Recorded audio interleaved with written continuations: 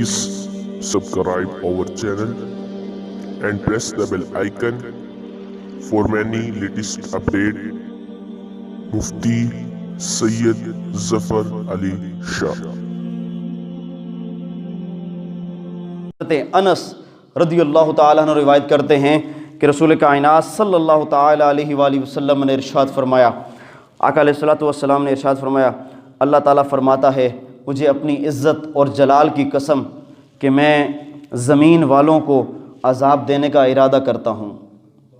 اللہ کہتا ہے مجھے اپنی عزت اور جلال کی قسم کہ میں زمین والوں کو عذاب دینے کا ارادہ کرتا ہوں۔